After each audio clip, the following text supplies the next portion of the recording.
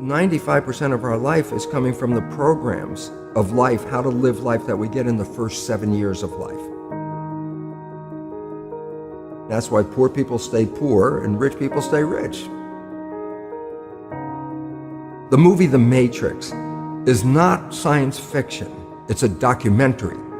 Every human, and this is a fact, every human first 7 years is download hypnosis. The brain of a child under 7 is in a lower vibrational frequency. When you put wires on a person's head, you read electroencephalograph, reading brain activity.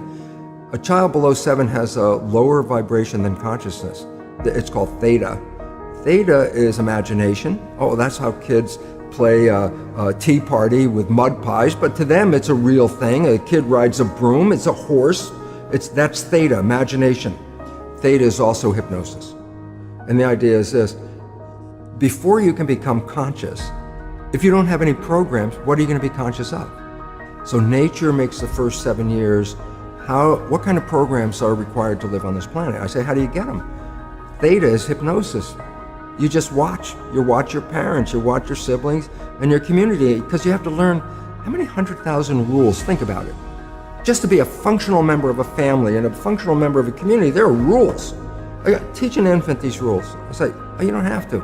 First 7 years, they observe it and just download it. Look, this is not new. I mean, there's the famous book, Rich Dad, Poor Dad. Sure. And basically said you come from a poor family and you could struggle your whole life and try to get rich, but you're not going to make it. And if you come from a rich family, you could be stupid your whole life and make it. Not because it was thinking, but it was unconscious behavior that was downloaded from rich families into kids, which is unconscious. So they're making the right moves unconsciously.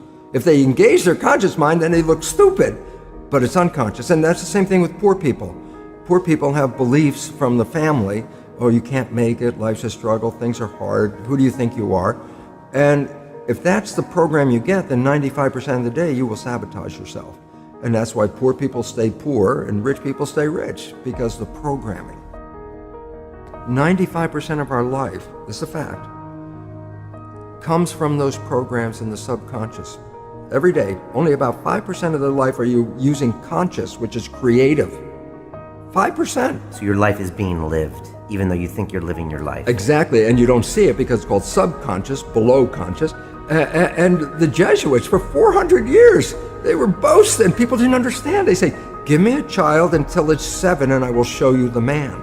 They've been saying that for 400 years because they knew 7 years was the program period. And 95% of your life after that will be whatever that program is. So you don't have to try and think about what happened. I just say, look at your life.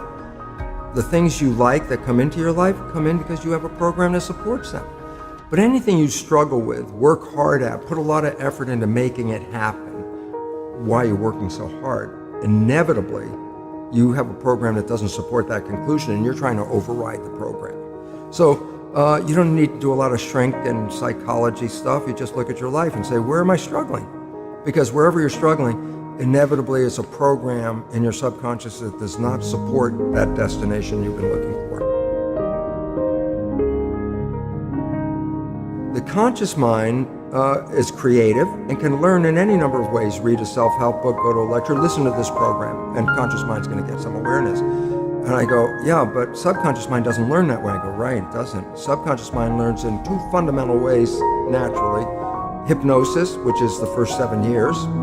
And after age 7, how do you put new programs in? Repetition, practice. You want to drive a car, you didn't learn how by just getting in the seat and put the key in. You had to practice driving the car.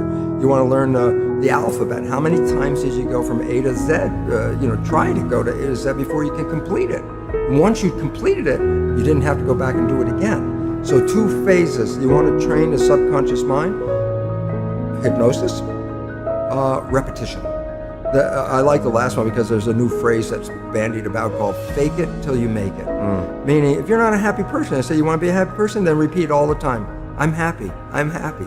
I say, well, you don't look happy or anything. I say, no, who am I talking to? By repetition, I'm talking to subconscious. If subconscious gets, I am happy, and 95% of your life comes from that subconscious, there will be a point once the subconscious got, I am happy, you don't have to say it again. Okay. It'll be automatic. And that's why we see people do affirmations and gratitude journals and stuff, because if you do that daily, It's repetitive, and that's the secret part. Look, putting a sticky note on the refrigerator is more like a suggestion, but it's not a repetition. So it doesn't work very well. But you have to do, repetition is a habit. It's making habit. So you got to do something religiously in the sense of repeating it to make it work.